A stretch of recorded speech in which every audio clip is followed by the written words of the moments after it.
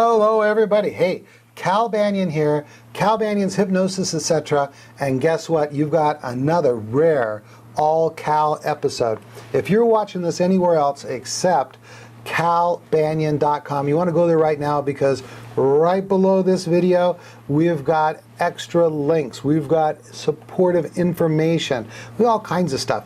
And the most important thing is there is a graphic that says, be a VIP, and you click on that, and you know what? You can become a VIP. It's free, and you have instant access to all the podcasts that I've done.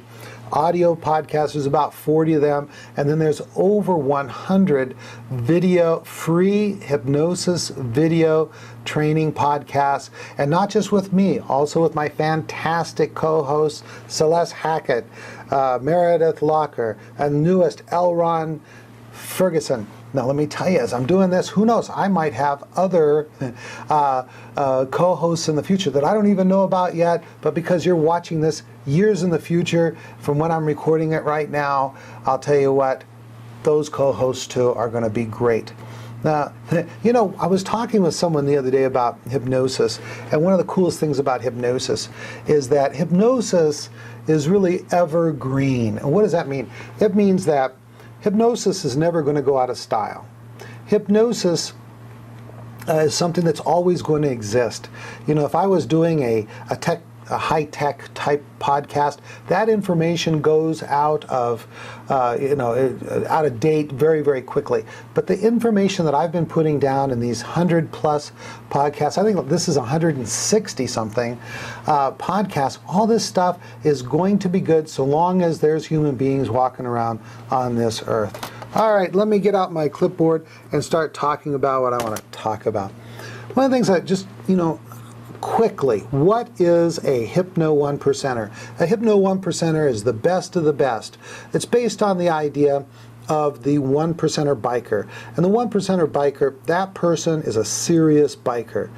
They demand respect. And you know what? They are not a dentist 5 days out of the week and then a biker on the weekend. They are a biker 24/7. And I've kind of borrowed that idea, that 1%er, to say, hey, let's be 1%er hypnotherapists and hypnotists. Let's be so good in this profession that we approach 100% success with our clients, and that we are able to support ourselves in a very nice way through the work we do with hypnosis, hypnotherapy, and the other teaching classes and educating the public, the kinds of things that hypnotists do all the time. So the purpose of this program is really to create Hypno 1%ers. And you see me sometimes, I've got all the leather on, and I really do ride a Harley. My Harley is 31 years old, I think now. I've had her for 21 years. Been riding the same old FXE 79 shovel head. I've had other bikes. I've like Ultra Glide and stuff like that.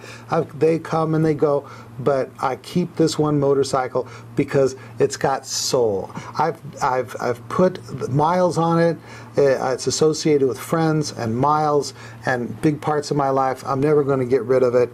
I was just riding it yesterday out in the beautiful sunshine. It finally stopped raining in California. So there she is. She's old, but for me, she's evergreen, just like hypnosis. Quickie, if you know of a warm place for me to train and you'd like me to come there and you can help me out, for example, I don't know, maybe you have a school of hypnosis, or you just are really wild about the idea of me coming to a particular area that's warm in the wintertime, contact me at calbanyan@hypnosiscenter.com and we'll talk about it. I'd love to go to Cuba. I'd love to go to maybe the Dominican Republic. I'd love to go to Jamaica. Been there. It was wonderful. A nice warm place like that. I'd be happy to go, and so we can talk about it and see if that's feasible. Get your early registration in for my classes at the NGH convention. My classes usually fill up because I'm well known, well respected in the profession, and it breaks my heart to see people out there and they say, Cal, I really wanted to see your workshop, but it was filled up. Yeah, it was filled up before the convention opened. And you guys who are watching my videos, you guys who are 1%ers and aspiring 1%ers, come on, get your priorities straight. go to my website. I have a PDF right down below where you can see all the classes. You can find out my schedule. Then you go to ngh.net and you can contact them and say, I want to reserve a seat in Cal Banyan's courses. 2 courses, Week of Power. That's my advanced hypnotherapy workshop. It's for people who already have the basics, they've already been certified. I'm going to take you to that next level, that 1%er level. And that's by learning 5-path and learning 7-path self-hypnosis. All right, enough of that kind of stuff. This, as I promised in last episode, this episode is going to be dedicated to answering your questions. Some have been emailed into us. Some of them I've gotten from the Yahoo groups, and I just got them listed here. I'll be picking from them and just answering what I can. What's left over, Elron can ask me, or Meredith can ask me next week, and that'll be fine. Or the week after that, or whenever I have them back on. By the way, I told them to take a couple weeks off. I wanted you to myself. They filled in while I was gone, those no Cal episodes. Well, now you get a couple of all Cal episodes just to kind of make it up to you. All right, to kind of segue from an episode we had a couple of episodes ago where I was answering a question about how do we handle forgiving God. Now, in phase 3 of 5-path, we do forgiveness of others. And sometimes people are mad at their mother, and sometimes they're mad at their father, and sometimes they're angry at their ex-husband or sister or cousin or whoever it is, ex-boyfriend, and it's eating at them or it's driving them to do the too much behaviors. They feel bad inside, so they distract themselves by eating too much, drinking too much, smoking too much, all those too much behaviors. By the way, if you want to learn more about the secret language of feelings that really explains all this, and every hypnotist or hypnosis professional should know this stuff, go to www.thesecretlanguageoffeelings.com. I've got some audios there you can listen to, just a podcast, and they're humorous, they're fun, and if you take one of my classes, they're a prerequisite anyway. All right, so let me get back to this forgiving God idea. I had some questions that says, how would this be done? And well, what we do is people tend to anthropomorphize God. Now, what does that mean? You know, I had to take a foreign language in college, and crazy me, I thought, I'm going to take ancient Greek, and I almost died. But I learned a lot about some of the words that have become English words, and the word anthropos means human, or mankind, or man. And to anthropomorphize means to give human shape to something. And we tend to give God a human shape. Or we need, that's to kind of symbolize, to have some concept of what God is so that we can have a relationship or think about God in some way. Some people most people in Western culture have a masculine idea of God and call God he. Some in older cultures and other cultures in the world call God she. Well, you know what? I kind of think God is an it and is much bigger than a he or a she. But in English, it is kind of means something less than a man or a woman or a he or she. But in any case, the idea is to, when you've got to get that individual or that, in this case, the God in front of that individual in some way that they can conceptualize so that they can do the forgiveness process. Now, in the forgiveness process, it's very specific because 5-path, we really lay things out. You do this until this is done, you do this until this is done, you do this until this is done. And just to make it really simple, we're going to have the offender, in this case, in the mind of the client, it's God, sit in that chair. And, however or whoever or whatever that client perceives God to be. Sometimes you'll hear me talk about delta. Delta really is like a variable, like x equals 2 plus 2. I'll say in 7-path we use the term delta to represent highest good, and most people think of that as God. So it's just a variable. I digress a little bit. Now, When we get that person in the chair, or that anthropomorphization of God, however that person wants to expect God to look, and maybe it's just a light. I don't know how they perceive it. But then I'm going to proceed as I would in any other forgiveness process. And our forgiveness process is a very structured approach to the chair therapy of Fritz Perls. And as far as I know, the first person to use that approach of putting someone in the chair and dialoguing with them in a hypnosis process was Gerald F. Kine, the co-author of my book, Hypnosis and Hypnotherapy, Basic to Advanced Techniques for the Professional. Now, when you put them in the chair, you've got to first have them express how they believe that what we're going to call offender, the person hurt them. You hurt me when? You made me feel. You made me think. We want to get to what they think happened.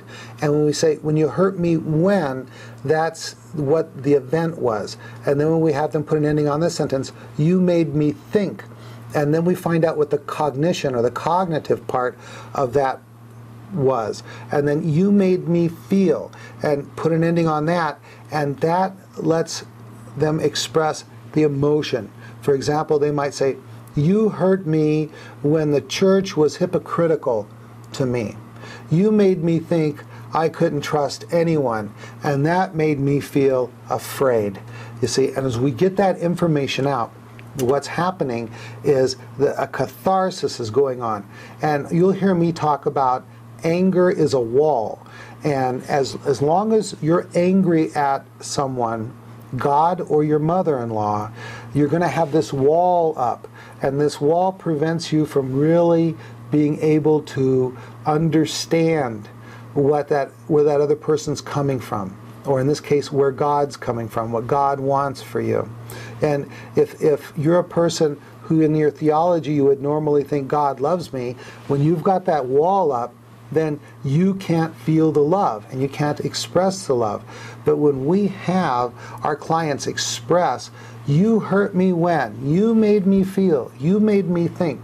And we've got a system called the 10 Keys to Forgiveness. That's probably on one of my websites somewhere. If you just type into Google the 10 Keys to Forgiveness, Hypnosis, Cal Banyan, and you'll find it. And what it does is it really provides insight as well as just catharsis. Once that's done, then, and this is really, really great, what we'll do is we will tap on the head of the client. Tapping is optional. And we will have the client become the offender. Now this is really amazing, because what they do is they become the offender. They hallucinate becoming the offender. In some cases it's mother, sometimes it's their father, and in this case, a strange scenario as it is, it would be God. And they're able to look at themselves and the situation from what they believe inside, given everything they know about their concept of God. They're going to be able to look at the client and speak from that perspective, and it can cause a huge amount of insight. So we're going to then get a dialogue going between God, in this case, and check out the video series on Van Gogh, because I really go into a lot of detail about how this forgiveness process works step by step. It's about hypnotizing Van Gogh, and I'll put a link to the episodes on that right below the video, and where we really take Van Gogh through the painter through the process as if he was a client of ours. Okay, but what we're going to do is we're going to bring them to an insightful understanding of what was going on there, and we're going to get that person to be able to forgive their perception of God and what they think God did to them. All right, so you guys, I've been getting emails about that. How would you work with God?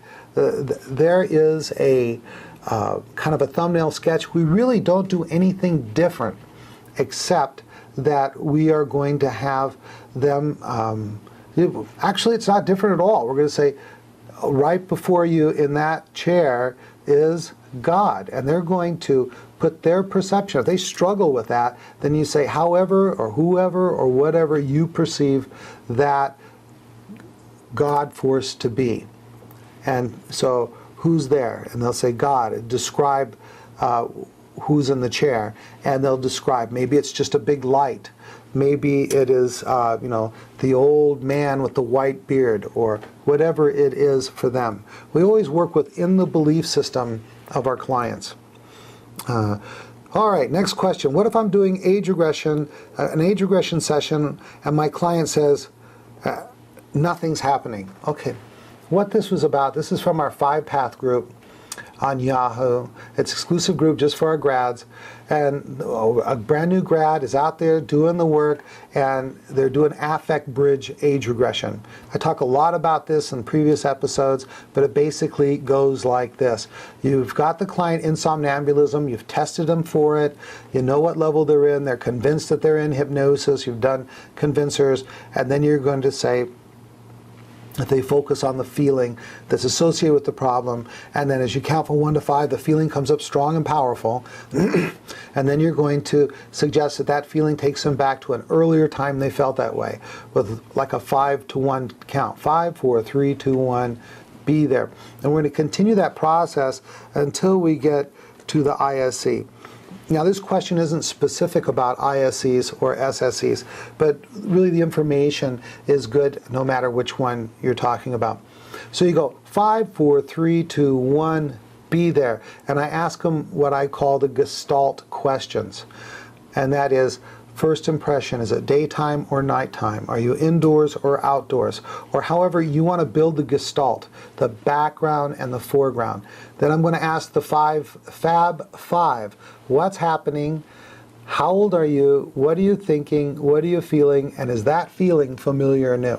That's the Fab 5 questions that you want to know in every SSE, which is a symptom, a subsequent sensitizing event, which is an event having to do with the issue, after the ISE, and the ISE is the initial sensitizing event. It's the event that started it all. And you get back there, daytime, nighttime, and they go, I get nothing.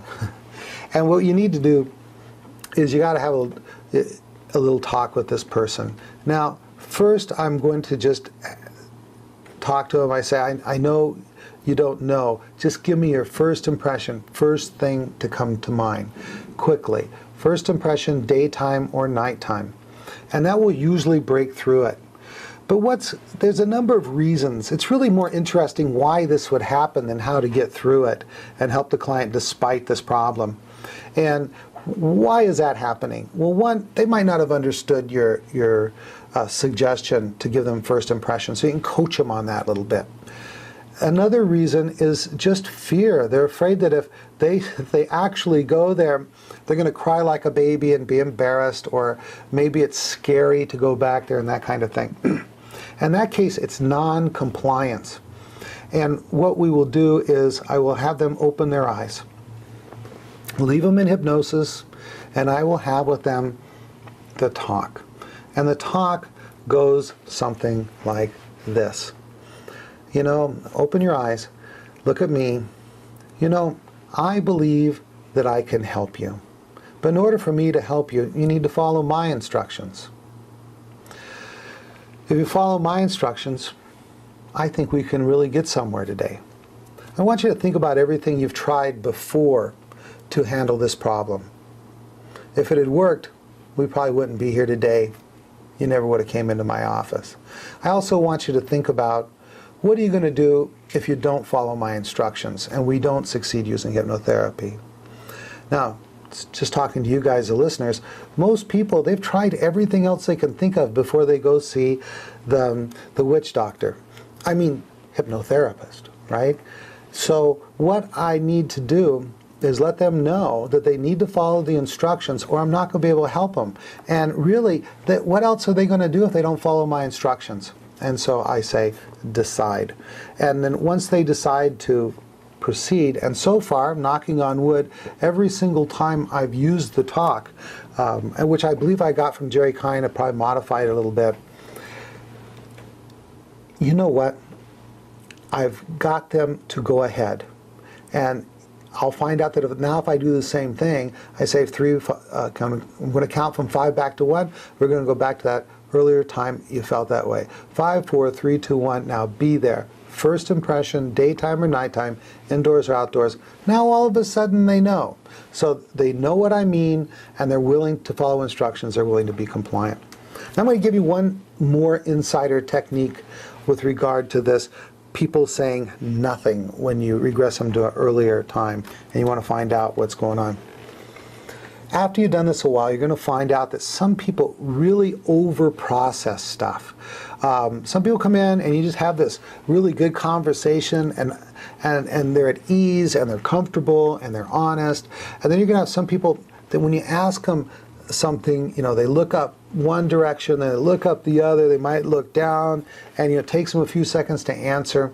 And what's really going on is, they're really considering what's going to happen if they say something. Are they going to be negatively judged, or is there going to be negative consequences? So they kind of try it out in their mind and then imagine how you might respond to it. And if it's negative, then they think up a different way to respond and imagine how you would respond to that. And it can be very convoluted. And it can really get in the way of the kind of instantaneous responses that we want. Now, so if I have one of those people at my desk in the pre-hypnosis interview, what I will do is I'll talk to them and say, during this hypnosis session, I'm going to ask you to respond quickly to some things. And I want you to practice that right here so I can make sure you understand, so I don't have to explain it to you in the hypnosis. And I'll say something like this. I'm going to ask you 4 questions. And in order to get them right, you must answer them within 1 second. Any pausing longer than that and you are wrong. All right, are you willing to do that with me? Of course, they're kind of curious and they want to know what it is. I say, good. Okay. First impression, black or white. Now I say that because there's no way they can think about that. There's obviously no right answer to that. So I go, first impression, black or white. And if they don't answer instantly, I can go, wrong, you took too long to answer. Let's do it again. First impression, black or white. And now they'll answer quickly. And now I've got them in a compliant state, and I'll say, good. First impression, daytime or nighttime. And they answer something. It doesn't matter what they answer, just that they answer quickly. I say indoors, outdoors. And they'll give me that answer. I say, are you alone or with someone? And I'll get that answer. I say, good. If I ask you those questions in hypnosis, or any other questions where I ask you, please give me your first impression, do you agree to answer that way? And once I've got that agreement, then when I'm in the hypnosis, doing the hypnosis with them, and I get to that point in the process, and I say, first impression, daytime, nighttime, and if they say, I don't see anything, or I don't know, then I can say, just like we practiced over at the desk, first impression, black or white, daytime, nighttime, indoors or outdoors, alone or with someone, and I can get them moving along just like that. Well, I've got a whole bunch of questions to answer. We'll get on to them in the upcoming episodes. We're going to have Ron and Meredith back. I think Meredith is going to be with us next time. I know you've been missing her because she's great at what she does. She's a definite 1%er, and so is Ron. I heard him working with a client today, and boy, you could, outside of the office, you could hear that pillow being pounded on, and that client saying, you hurt me when you made me feel. It was muffled. Couldn't hear exactly what she was saying, didn't need to. I knew Ron was doing an excellent job, so I'm really glad to have him at our center. All right, let me wrap it up. Last announcements. Early registration for my classes at the Banyan Hypnosis Center for our Week of Power, which is in May at our center. Also our NGH-approved Banyan Hypnosis Certification course, which is in July. We have a 90-day, a 60-day, and a 30-day enrollment. The earlier you enroll, the more money you're going to save. So make sure you do that. Please visit us at facebook.com/hypnosis etc. That stands for hypnosis, etc. Visit us at our Hypnospace. Visit my website, hypnosis.org, O-R-G, where we organize the world of hypnosis for you. You can get on there and you can get a free listing in our hypnosis directory. Well, I think we're just about ready to wrap this up. Let me get my motorcycle started. Okay. Wow. It's the best I could do on the podcast. Cal Banyan, signing off. This recording is the property of Cal Banyan and Cal Banyan's Banyan Publishing Incorporated. All rights reserved for private use only. May not be duplicated without written permission.